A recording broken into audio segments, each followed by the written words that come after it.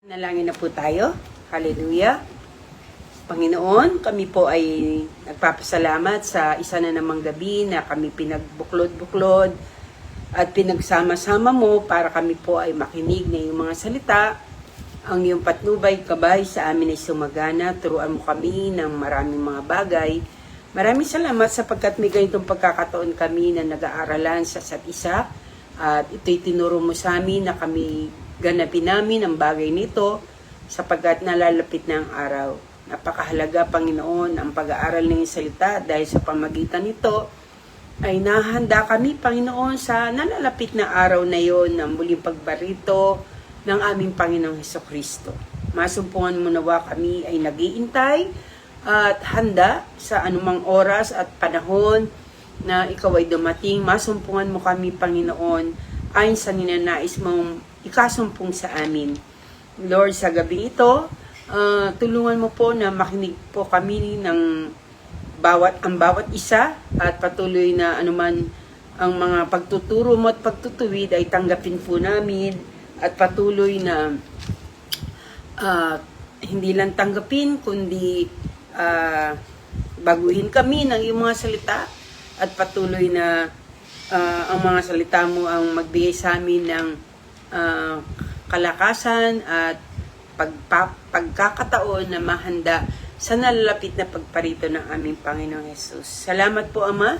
Ikaw nang pumatnubay sa amin at manguna sa amin at ang iyong Espiritu Santo ang sumama po sa amin. Sa iyong kapurihan, kaluhatian, karangalan, sa tanging pangalan ni Kristo Jesus, ito po ang aming panalangin. Amen, amen, amen, amen po. Magandang gabi po muli sa lahat.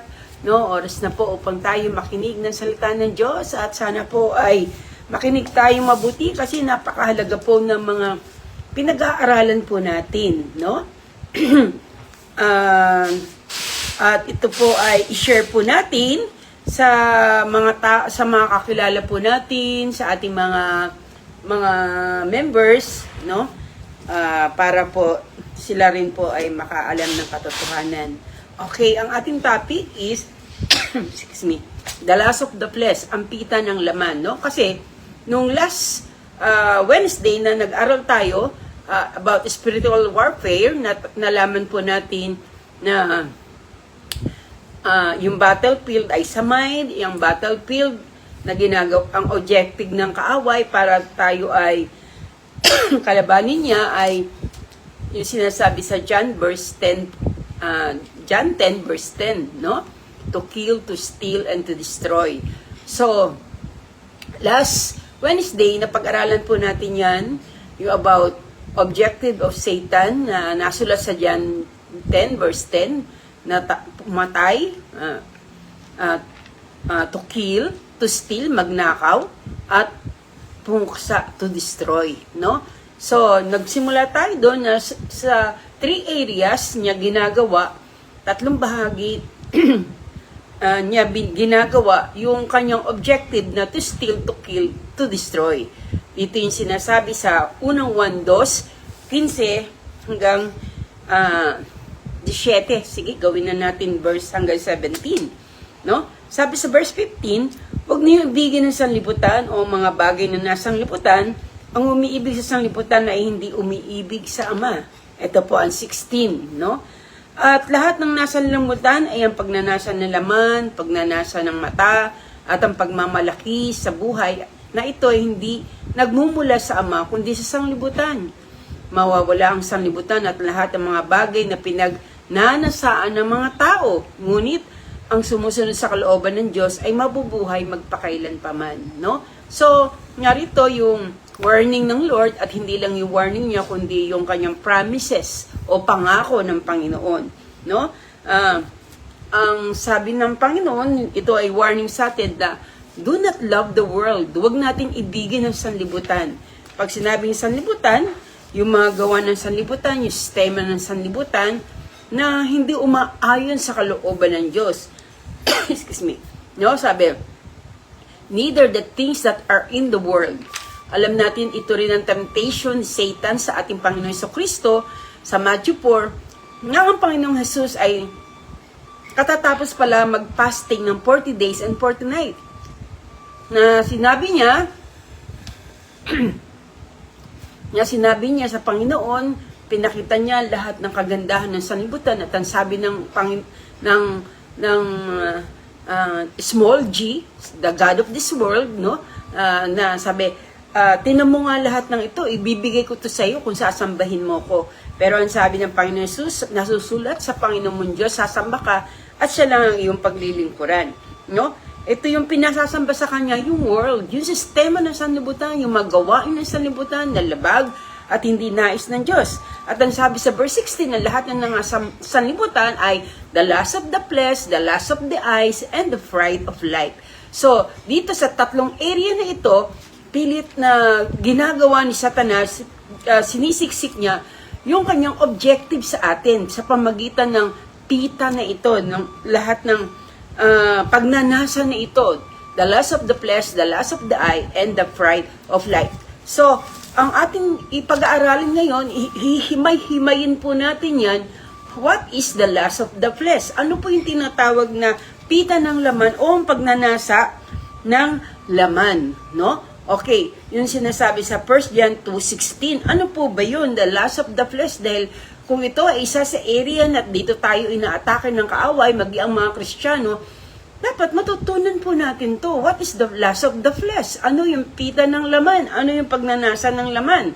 So, una, the lust of the flesh refers to desire centered in our fallen nature. Ito yung desire ng puso natin, yung pagnanasa ng puso natin na nakasentro sa ating fallen nature. Tayo ay merong sinful nature ang tao, no? Meron tayong sinful nature na ito ang dahilan,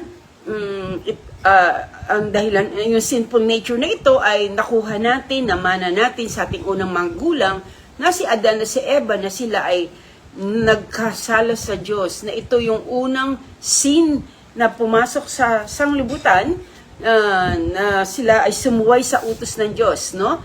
Sinunod nila yung kanilang fallen nature, no? So, ito yung pag-oppose, pagkokontra sa kalooban ng Diyos. So, this is the lust of the flesh, yung pita ng laman o yung pagnanasa ng laman, ito yung nakasentro sa desire, malaking desire ng ating laman, no? Ng ating laman na umuopos, kumukontra sa kalooban ng Diyos, na naglilid ito para tayo magkasala, na makagawa ng kasalanan, no? So, malinaw po na sinasabi na ito ay hindi galing sa Diyos. Ito po ang ibig sabihin ng lust of the flesh. It is a constant struggle against the Holy Spirit. So, para po bang may tug-over dyan? Parang hinihila ka na magkasala, hinihila ka ng laman mo na suwayin ng Diyos, hinihila ka ng laman mo na gawin ng mga bagay na taliwas, hindi umaayon sa kalooban ng Diyos. At ang sabi sa Biblia, ang gumagawa daw nito ay hindi will not inherit the kingdom of God, no? Ang sabi, yun po ang nasabi, no? Hindi magmamana ng kalooban ng Diyos, ng kaharian ng Diyos, no? Pakalawa, ganun din, ang lust of the flesh ay desire na nananabik, yung malaking pagnanasa, nananabik, na ito ay nag-originate sa ating human nature. Gaya nga na sinabi ko sa inyo kanina, na tayo ay merong human nature. Ang tao talaga, ang nature niyan ay makasalanan, no? Kaya nga ang bata, kahit hindi mo turuan magsinungaling, kahit hindi mo turuan na gawin yung mamalo, kahit hindi mo turuan na ganitong gawin, kahit bata pa lang, nakakagawa sila ng kaalaman na karumihan, kasalanan, na nagugulat ka, sabi yung, paano natuto yun? Hindi ko naman tinuruan yun, di ba? Saan natutunan niya yun, no? So, dahil meron tayong sinful nature na tinatawag, no? So, yung ating sinful nature, ito yung nagnanais, nananabik, na wag nating pakinggan o wag natin sundin yung kalooban ng Panginoon, no? So, yung kontra sa kalooban ng Diyos, na ito, dito tayo natin, yung pagsuway sa Diyos, yung kumontra sa Panginoon, no? So, ganito ang nature ng tao. Pag ang tao ay wala pang pagkakilala sa ating Panginoon, ang naging ibabaw sa Kanya ay yung Kanyang flesh o yung Kanyang laman, no? Ang example nito, ay ang desire of the flesh ay nagmamanifest sa iba't ibang sa iba't ibang paraan, no? In a various way, no? Sa iba't ibang paraan, kagaya po ng tinatawag na sexual immorality, no? Sexual immorality, yung hindi mag-asawa ay nagtatalik, nagsasama, no? Yun po ay sexual immorality, impurity, unnatural sexual practices, yun po ang tinatawag na impurity, no? Walang kalinisan, walang holiness, no? Impurity, no? Sensuality, idolatry, envy, anger, strife, na gaya na sinasabi sa Galatia 5:14, 14 hanggang 21. Sige, buksan po natin yung sinasabi sa Galatia 5, no? Galatia 5:14 hanggang 21. Anong sabi po dyan sa verse 14? Ito daw po yung mga halimbawa ng lust of the flesh. Verse 14, sapagkat ang buong kautusan ay nauwi sa isang pangungusap. Ibigin mo ang iyong kapwa, gaya ng pag-ibig mo sa iyong sarili. 15, ngunit kung kayo'y nagkakagatan at nagsasakma lang parang mga hayop, mag-ingat kayo at baka tuluyan ninyong sirain ang isa't isa. So, this is the works of the flesh. This is the lust of the flesh. Pita ng laman. Yung nagsasakma lang, nagkakagatan, backbiting, nagsasalita ng laban sa kapatid, nagsasalita ng laban sa isa't isa, porkit nakatalikod ng kanyang kapatid, porkit hindi naririnig ng kanyang kapatid, nakapagsasalita tayo ng masama sa ating kapwa, no? Sabi, ito po ay pangungusap ni Pablo sa mga taga-Galacia. Ibig sabihin, kahit mga Kristiyano na sila, gumagawa pa sa rin sila ng gaytong mga gawain. Ang tawag dito ay lust of the flesh, pita ng laman. Yung laman natin ang gustong gumawa ng mga bagay nito. Dahil hindi pa, ang laman natin ay hindi pa natin napapasakop o hindi pa natin pinapayagan na ipako sa krus, na sumunod sa Panginoon. Kaya ang nangyayari, ang nasusunod pa natin ay ang kasalanan. Nalalabag pa natin ang kalooban ng Panginoon. No? Sabi sa verse 16 hanggang 21 po ito, sinasabi ko sa inyo, mamuhay kayo ayon sa Espiritu at hindi niyo pagbibigyan ang pagnanasa ng laman. 17, sapagkat ang nagnanasa ng laman ay laban sa kagustuhan ng Espiritu. Tinan niyo, ang nagnanasa ng laban sa laman, kung tayo po daw po, ang gusto natin, yung pita ng laman o yung nasa ng laman, sabi, laban daw po yun sa kagustuhan ng Espiritu. Kung makikita po natin, capital E, ibig sabihin na Espiritu dito ay Espiritu ng Diyos. Na lumalaban tayo sa Espiritu ng Diyos kung tayo daw po ay nagnanasa ng mga bagay ng kagustuhan ng laman. At ang kagustuhan ng Espiritu ay laban sa mga pagnanasa ng laban. So, ito'y magkalaban. Hindi natin pwedeng pagsamaan ito ang laman at ang Espiritu, no? Para po pa siyang tubig at langis. Na pag hinalo mo yung langis sa tubig, may division po yun. Hindi sila magmimix, hindi sila maghahalo, no? Dahil magkalaban po ang dalawang ito. Kaya napipigilan kayo sa paggawa ng nais niyong gawin. So, pag namumuhay pa tayo sa laman at hindi sa Espiritu, napipigilan pa tayo sa paggawa ng nais mong gawin. Gusto mo magpakatino, gusto mo magbago ang buhay, pero ba't hindi mo magawa? Dahil nangingibabaw sa iyo ang iyong laman, no? Sabi sa verse 18, kung pinapatnubayan kayo ng Espiritu, wala na kayo sa ilalim ng kautusan. Tama, no? Verse 19, hindi maikakala ang gawa ng laman. Ito pa po yung gawa ng laman. Pakikiapid, kahalayan, kalaswaan, pagsamba sa Diyos-Diyosan, pangkukulam, pagkapuot, pang-aaway-away, pagseselos, pagkagalit, at kasakiman, pagkakampi-kampi, at pagkabahabahagi, pagkainggit, pagpatay, paglalasing, walang habas na pagsasaya, at iba pang katulad nito.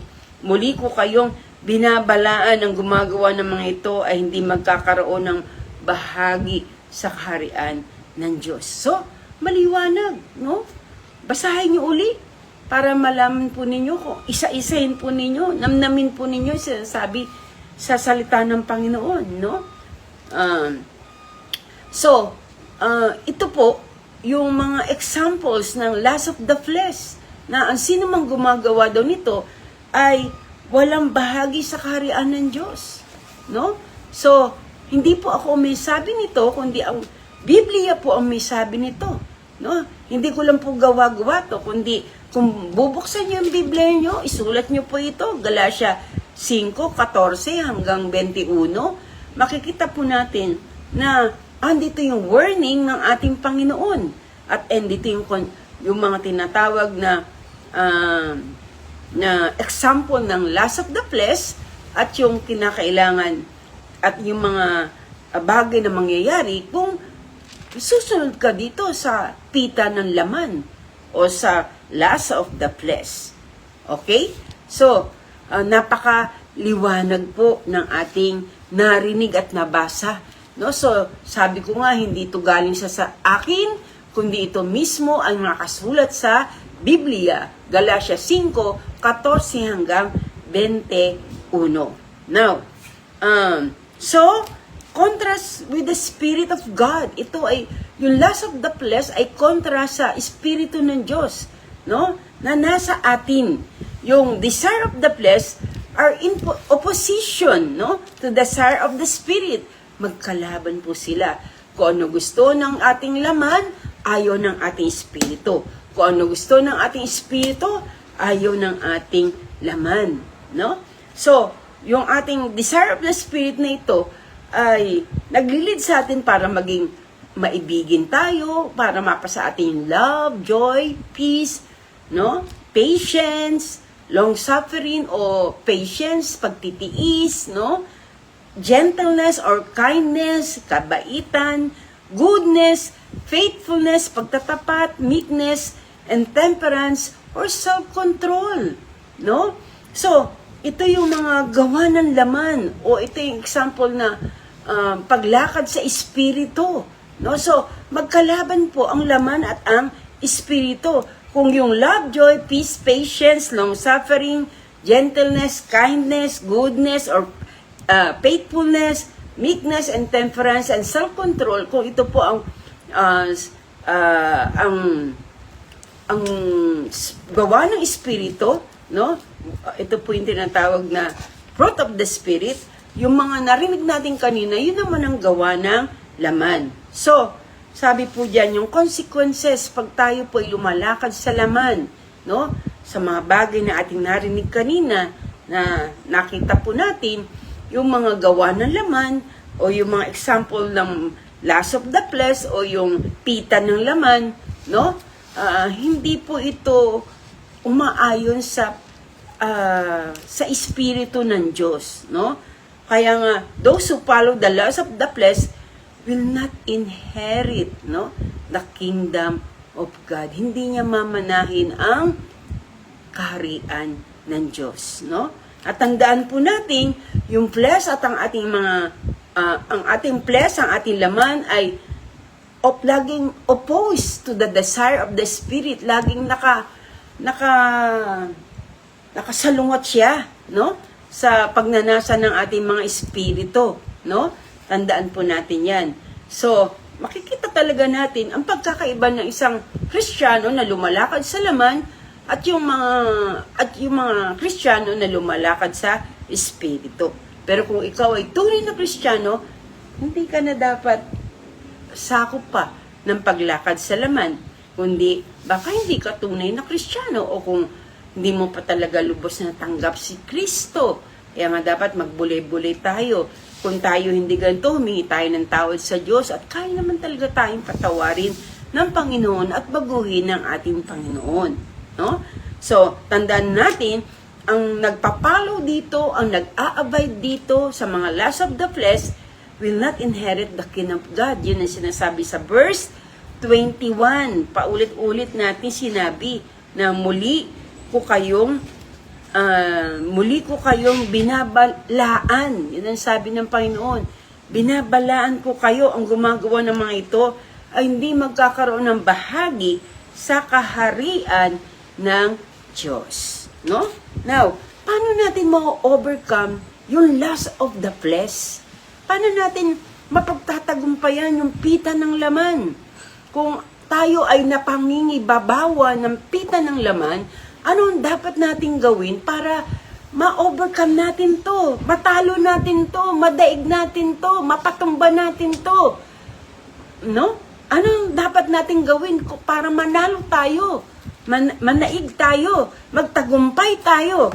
Okay, to overcome the loss of the flesh, inaakay tayo ng Panginoon na lumakad sa Espiritu. Walk in the Spirit, no? And do not gratify the desires of the flesh. Malinaw po yan na sinasabi sa verse 16, no? Kasi sinasabi ko sa inyo, mamuhay kayo ayon sa Espiritu. No? Sabi diyan, walk in the Spirit, mamuhay kayo sa Espiritu. Ibig sabihin, dapat nangingibabaw sa atin yung ating Espiritu, hindi yung laman natin. Paano ba mangibabaw yung ating Espiritu? Napakadali na malaman kung paano natin mabuhay sa buhay natin yung ating Espiritu. Di yun ang pakainin mo. Kumbaga sa isang hayop, kung ikaw ay, kung merong nasa loob mong aso o oso, kung lagi mong pinapakain ay yung puting oso na mabuting oso o aso, lumalakas siya. Pero kung ang lagi mong pinapakain sa loob mo ay yung itim na aso, yun ang pinalalakas mo. Na ang puti ay nagre-represent sa Espiritu ng Diyos. At yung itim na aso ay nagre-represent sa gawa ng laman. Sino ba ang ating pinipid madalas? Sino ba ang ating madalas na pinakakain? Yung ating espiritu o yung ating laman? Anong pagkain ng ating espiritu?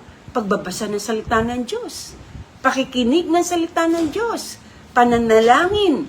Pakikipag-fellowship sa mga anak ng Diyos. Pakikipag-fellowship sa ating Ama. Pagsamba, papuri, pagdakila sa Diyos. Yan ay pagkain ng ating mga espiritu. Ngayon, kung ang pinakakain natin madalas ay ang ating laman, halimbawa, lagi ka nadadaig ng kasalanan, lagi ka nadadaig ng tukso, lagi ka nadadaig ng mga pagsubok, ng mga temptasyon, ng mga kasalanan, no? Ibig sabihin, pinapakain mong madalas ay ang laman. Naunawaan po ba natin? No?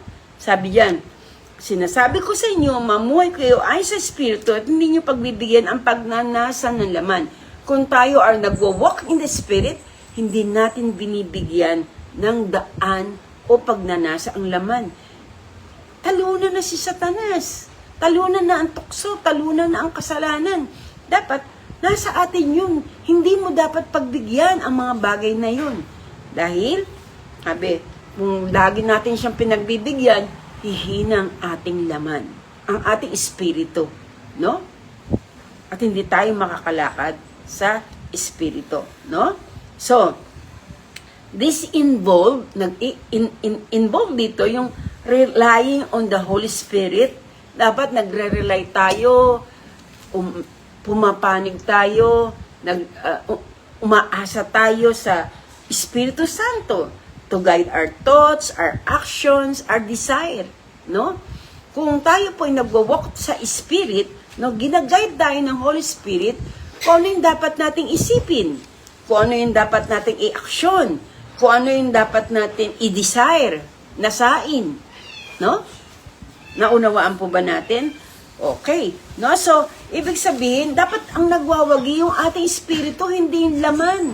Kasi pag ang ating espiritu ang nagwawagi, laging talunan ang ating laman. Hindi ka magkakaroon ng desire sa mga bagay ng mundong ito. Hindi ka magkakaroon ng nasa sa kasalanan, sa tukso, sa mga gawa ng laman. No? Sabi uli sa Galatians 5:16-26, sinasabi ko sa inyo, mabuhay kayo ayon sa Espiritu at hindi niyo pagbibigyan ang pagnanasa ng laman. Sapagkat ang pagnanasa ng laman ay laban sa kagusto ng Espiritu at ang kagusto ng Espiritu ay laban sa pagnanasa ng laman. Magkalaban dalawang ito. Kaya nagpipigilan kayo sa paggawa ng nais nyong gawin. Kaya minsan, ito yung sagot kung bakit sasabihin natin, gusto ko magpakatino, but hindi ako maging matino. No? Gusto kong maging mabuti, but hindi ako maging mabuti. Gusto kong mapagtagumpayan ng kasalanan, but hindi ko mapagtagumpayan ng kasalanan. Gusto kong mapagtagumpayan ng tukso, but hindi ko mapagtagumpayan ng tukso. Because you are walking in the flesh. No? Dahil hindi tayo lumalakad sa Espiritu. Pero kung lumalakad tayo sa Espiritu, winner tayo. Ang pagtatagumpay ay nasa atin. So, napakahalaga, no? Ng paglakad sa Espiritu. Pag sinabing lust of the flesh, this is not simply the physical body. Hindi lang yung physical body na ito. But rather, the entire human nature, yung ating buong pagkatao, yung ating nature, including our thoughts, our emotion, no, our desires, no, that are corrupted by sin, na pinasama ng kasalanan. So, ang kasalanan nagpapasama sa tao, no? Pag tayo nahuhulog sa kasalanan, no, at ginagawa natin yung kasalanan, tayo ay nahuhulog sa kasalanan. Kung tinutusok tayo, hindi pa yan kasalanan. Pero kung ikaw ay pumanig sa tukso, ginawa mo yung tukso, ginawa mo yung kasalanan, dun ka nagkakasala. Basahin natin Roma 8, 4 hanggang 9. Roma 8, 4 hanggang 9. Ganito po sinasabi sa verse 4 ng Romans 8. Sabi diyan, ginawa ito ng Diyos upang ang tinakda ng kautusan ay matupad sa atin na mamumuhay ayon sa Espiritu at hindi ayon sa hilig ng laman. Ang mga namumuhay ayon sa hilig ng laman ay walang pinagpapahalagahan, kundi ang mga bagay na ukol sa laman. Okay. Yun daw pong namumuhay sa hilig ng laman. Yung namumuna sa kanila, lust of the flesh, sabi, yung pinagpapahalaga nila, yung mga bagay ng ukol sa laman. Ngunit ang namumuhay ayon sa Espiritu ay nagpapahalaga sa mga bagay na espiritual. So, makikita natin yan sa Espiritu o sa laman. No? Kung madali natin makita kung ako po ba Panginoon ay namumuhay sa Espiritu o sa laman. No? Ano yung pinagpapahalagahan mo? Kung ang pinagpapahalagahan mo ay Diyos, kung ang pinagpapahalagahan mo ay mga bagay ng Diyos, no?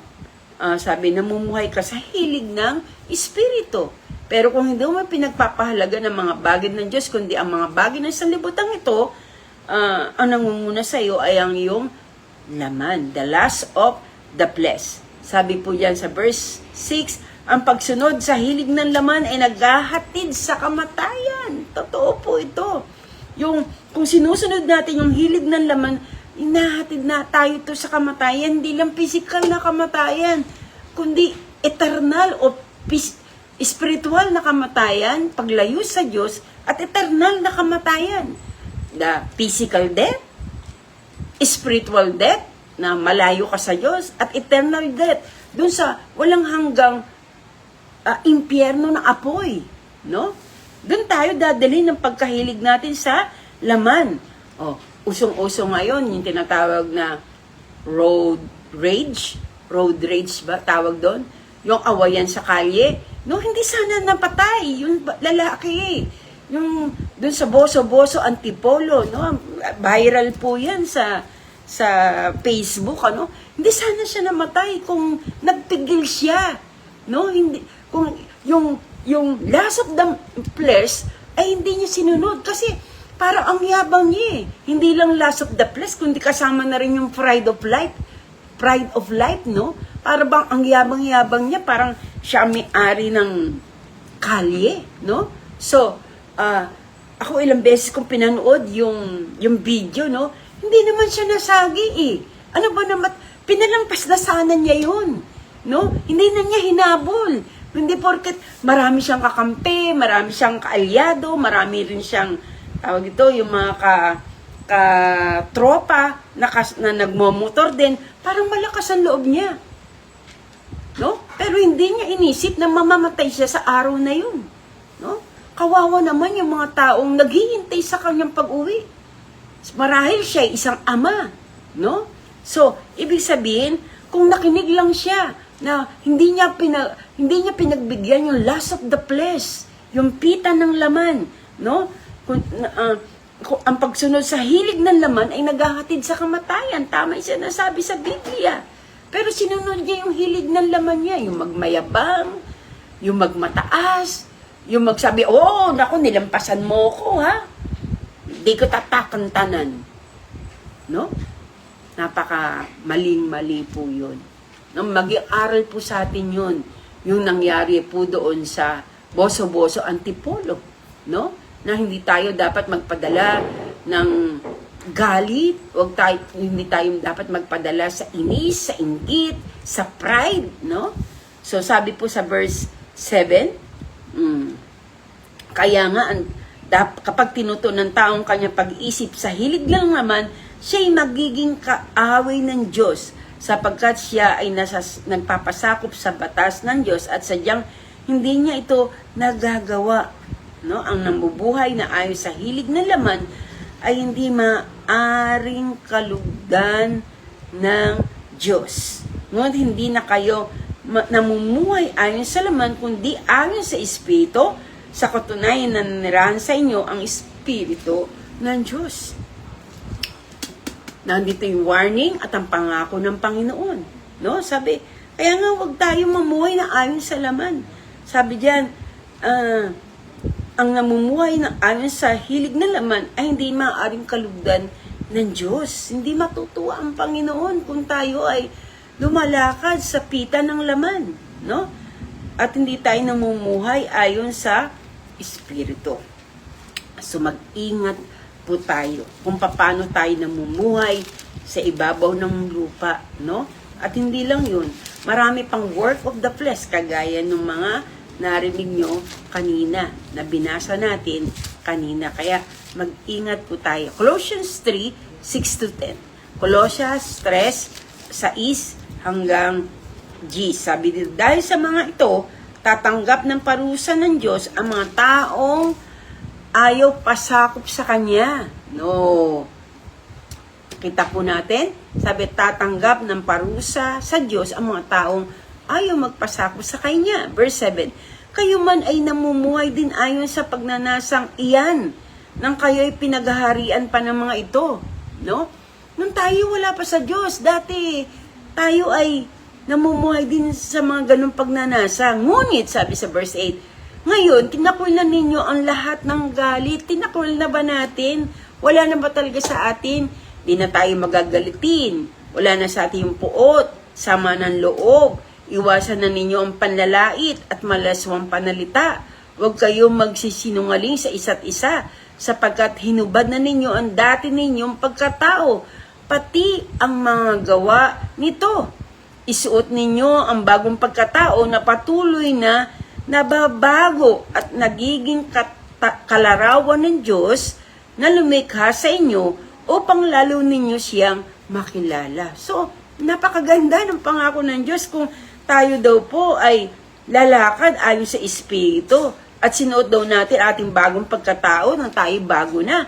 Sabi, patuloy na nababago tayo araw-araw at nagiging kawangis ng Diyos o larawan ng Diyos na lumikha sa atin upang lalo pa natin sabi doon sa bandang huli, lalo pa natin siya makikilala. If we are walking the Spirit and we are walking in the light of Jesus, darating pagkakataon, lalo pa natin siya makikilala ng lubusan.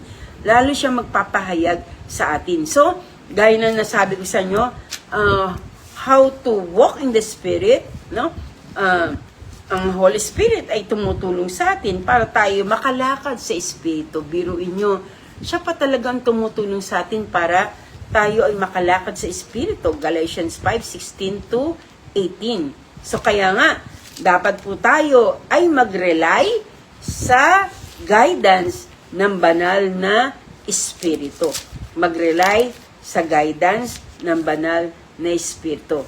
Sabi diyan, Santiago 1, talatang 18, sabi diyan, niloob niyan tayo'y maging anak niya sa pamagitan ng salita ng katotohanan upang tayo'y maging pangunahing higit kaysa sa lahat ng mga nilalang, no? So, tayo ay niloob niya na maging anak niya, no? So, kung tayo ay anak ng Diyos, lumakad tayo sa Espiritu. Walk in the Spirit. Sabi pa sa 1 Peter 1, verse 23, sabi sa verse 23, sapagkat muli kayong isinilang, hindi sa pamamagitan ng binhing nasisira, kundi sa pamamagitan ng buhay at walang kamatayang salita ng Diyos ayon sa kasulatan. Ang lahat ng tayo tulad ng damo, gaya ng bulaklak. Nito ang lahat niyang kariktan, ang damo'y nalalanta at ang bulaklak ay kumukupas. So, ang mag-rely tayo sa guidance ng banal na Espiritu. So, how to overcome the work of the flesh? Walk in the Spirit. Pangalawa, crucify the flesh. Ipako natin ang ating katawang salarin, no? Ito ang may sala, kaya tayo nagkakasala. Yung flesh natin, no? Sabi sa Galatia 5, talatang 24, sabi po diyan sa verse 24, at ipinako na sa krus ng mga nakipag-isa kay Kristo Jesus ang kanilang laman at ang masasamang hilig nito. So, kagaya ni Pablo, no, dapat ganun din tayo sa Galatia 2:20. Ito ay isa sa favorite ko. Sabi, I am crucified with Christ. Pinako ko na ang sarili ko sa krus kasama ni Kristo. Nang si Yesu Kristo ay napako sa krus, na makilala natin ang Panginoon, pinako na rin natin yung ating flesh, ang ating sarili sa krus. Sabi ni Pablo, I am crucified with Christ, nevertheless I live, hindi na ako ang nabubuhay ngayon, but Christ liveth in me, kundi si Kristo na ang nabubuhay sa akin. At ang buhay na kinabubuhay ko ngayon ay sa pamagitan ng anak ng Diyos na nagligtas sa akin. No, kaya yung flesh niya, yung dating siya, yung kanyang sarili, pinako na niya sa krus. No? Pag pinako mo na sa krus, hindi na dapat bumabalik pa sana yung ating mga human nature, no? Pero dahil nasa mundo pa tayo, minsan bumabalik po yun, yung mga bagay na yun, pero salamat sa Diyos at kinaaawaan tayo ng ating Panginoon, no? Pangatlo, seek God's guidance. Hanapin natin yung guidance ng ating Panginoon at ang guidance ng Holy Spirit, no? How to rely on His guidance, no? At paano tayo mag-rely sa guidance ng Holy Spirit to overcome the lust of the flesh, no? Practice self-discipline, no? Practicein natin yung pang-apat. Mag-practice tayo ng self-discipline. Disiplinahin natin ating sarili. Si Pablo, ginawa po niyan, dinidisiplina niya yung kanyang sarili, no? Sabi niya,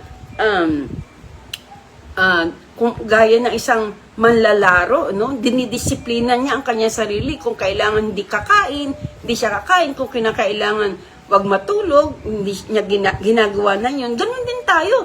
Mag-practice tayo ng self-discipline. Maging conscious tayo sa bawat choices natin sa buhay, no? Dapat maging conscious tayo. Alam natin na yung dapat nating tanggihan, yung mga sinful desire, yung masasamang nasain ng ating laman, at ipulso natin, ang nasain natin yung godly living, yung banal na pamumuhay, no? Kung alam natin, ikasasama natin,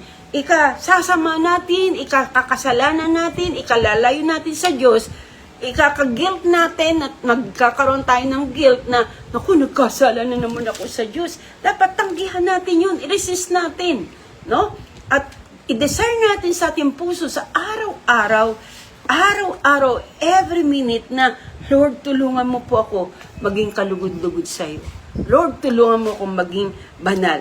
Practice the conscious choices. Magkaroon tayo ng conscious choices to resist sinful desire and pursue godly living. Yun ang desire natin, na mamuhay tayo na banal at kalugod-lugod sa Diyos, no? Practice sa pamagitan ng grace ng Diyos, ng biyaya ng Diyos, hindi yun sa ating sa sarili, kasi hindi natin kaya to eh. Pero kung sa tulong ng Diyos, sa biyaya niya, makakaya po natin na makapamuhay, na mag-rely sa salita ng Diyos at mag-rely sa banal na Espiritu. Magagawa nating practices yung ating sarili. Magkakaroon tayo ng papayagan natin na makontrol tayo ng banal na Espiritu, na ang banal na Espiritu ang tumulong sa atin para mapagtagumpayan natin yung ating lust of the flesh, no? How to practice, how to have self-discipline, paano natin individual na magagaya yung practice na ito, ano yung papractice natin? Una, reading the Word of God, para napapractice yan. Sabi nga, practice makes perfect. Kung lagi tayo nakikinig ng salita ng Diyos, nagbabasa ng salita ng Diyos, nagme-meditate ng salita ng Diyos, iba yung meditating the Word of God and reading the Word of God. Reading, nagbabasa ka ng salita ng Diyos, pero dapat, pag nagre-read ka ng salita ng Diyos, meditate mo yan. Ibig sabihin, pinag-aaralan mo yan, hindi ka magbabasa ng Biblia na parang comics lang yung binabasa mo. Napasok dito, tapos pagtapos mong basa, hindi mo naintindihan, hindi mo naunawaan, kundi nagsisikap ka na i-meditate, Lord, tulungan mo ko na maunawaan po ito. Ganun po ang meditating and studying. Yun yung pag-aaral. Para po ba nag-aaral tayo ng leksyon? No? So, pagpupurit, pagsamba. Ito isang parang ng pagpapractice natin sa kabanalan. Pagpapractice natin para magkaroon tayong disiplina. Yung praising, fasting, no? Regular worship attendance, yung pagdalo sa gawain ng Panginoon, healthy living, no? Sharing our faith to others, at marami pang iba na mga doing spiritual things, no? Yung mga bagay na gawain ng ating espiritu para tayo lumago at para sabi ko nga kanina, kung sino pinipid mo, kung yung asong itim ang pinupid mo, na walang ibang asong itim ay kumakatawan sa lust of the flesh, laging yung lust of the flesh ang magwawagi. No? Pero kung ang pinipid natin, lagi natin ginaganap at sinusunod yung mga spiritual things, pinipid natin yung ating spirit, ang ating mga espiritu, mas malakas ang espiritu mo, yun ang magwawagi. Naunawaan po ba natin? So, yan po yung ating topic, how to overcome the lust of the flesh. Manalangin po tayo. Siguro naintindihan naman po natin dahil malinaw na na-share sa atin ang aral patungkol sa the lust of the flesh. Susunod naman po ay the lust of the eyes, no? So, another Wednesday, ang topic po natin is the lust of the eye. Manalangin po tayo. Ama, maraming salamat sa iyong mga salita dahil sa pamagitan ng iyong mga salita, naingatan po kami kung paano kami dapat mabuhay sa mundong ito. Salamat po dahil napakabuti mo sa amin. Kami po ay ginagabayan mo at pinapatnubayan na yung salita at pinangungunahan ng banal na Espiritu upang mapagtagumpayan po namin lahat ng mga gawa ng laman sa aming mga buhay. Lord, sa oras nito, alam namin na nasa amin ang banal na Espiritu at dapat lang na magpasaw kami sa Kanya upang hindi kami madaig ng aming laman. Lord, kung ang iyong banal na espiritu, ang iyong mga bagay mo, ang mga bagay na espiritual, ang aming taimtimang susundin at patuloy na gaganapin sa aming mga buhay, laging kaming paghaharian ng pagtatagumpay, Panginoon. Lord, maraming salamat dahil lagi mo kaming, hindi ka nagkukulang sa amin sa pagbibigay sa amin ng mga kaunawaan, katuruan, at nawa, ma-share po namin to ang katuruan ito sa maraming mga Kristiyano na namumuhay pa rin na sa pagkatalo, pagkadaig sa laman, pagkadaig ng mga tukso, pagkadaig ng kasalanan. Alam namin na ito ang sekreto, ang iyong mga salita upang kami magtagumpay sa lahat ng lalang ng kaaway. Lord, maraming salamat sa iyong kabutihan, kaawaan, at kagandahang loob. Dinudulog ko sa iyo lahat ng mga kapatid namin na may mga panalangin. Lord, abutin mo po sila. Yung mga may sakit at karamdaman, lalo na yung masaselang sakit, dinudulog namin sa iyo, Panginoon. Kahabagan mo po ang bawat isa kanila. Kayo po ang humipo sa kanila. Kayo po magpagaling. Kayo po magkaloob ng kanilang pangangailangan sa araw-araw. Sister Malu, Sister Jennifer, dinudulog din namin sa iyo si Sister Malu Garcia na nasa abroad. Lord, ingatan mo siya. Dalangin po namin, palakasin mo ang kanyang loob, tulungan mo siya itiligtas sa masamang tao. Sa oras na ito, alam namin kaya mong hipuin ang kanyang employer. Dalangin po namin, tulungan mo na magkaroon siya ng, kausapin mo ang kanyang employer na magkaroon siya ng pagmamalasakit sa mga Pilipino na nandun at sa mga taong kasama niya sa bahay. Tulungan mo na ingatan ang aming kapatid at bigyan mo siya ng kaaliwan sa mga panahon na nalulumbay siya, nalulungkot, nahihirapan sa kanyang sitwasyon. Huwag mo siyang pababayaan. Gayun din lahat ng mga kapatid po namin na may mga problema, sakit at karamdaman, mga pangangailangan, abutin mo po sila, Panginoon. Sila na nanatiling nadadaig ng kaaway, nadadaig ng tukso, nadadaig ng kanilang pita ng laman. We're praying, Lord, na magkagawa sa kanila mga mensaheng ito, yung salitang ito, tulungan mo na isuko nila ang kanilang kahinaan sa iyo. Dalangin ko po na mapagtagumpayan na nila ang mga gawa ng laman. At alam namin kung mapagtatagumpayan nila, higit na bibigyan mo silang kasiyahan at kagalakan at magpapatuloy na maglalago sa kalagayang espiritual. Salamat po, basbasan mapagpalain ang buhay ng bawat nakinig at makikinig pa. Kayo po ang manguna sa kanila, sa kanilang pamilya. Ang bawat desire ng kanilang puso na ayon sa iyong kalooban, yun po ang mangyari.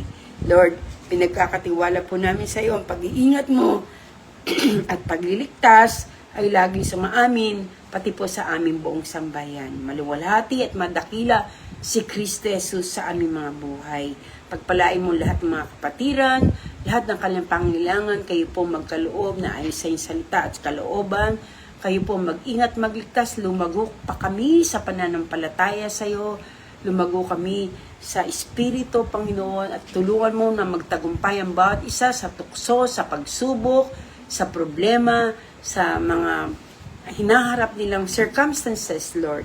Lord, huwag mong pababayaan bawat isa sapagkat isa lang ang aming pinagtitiwalaan, isa lang ang aming inaasahan, walang iba kundi si Kristo Jesus na aming Panginoon. I-bless mo lahat ng nakinig at makikinig pa. Ikaw ang maluwalhati at madakila sa aming mga buhay. Sa tayong pangalan ni Kristo Jesus, ito po ang aming panalangin. Amen. Amen. Amen. Amen po.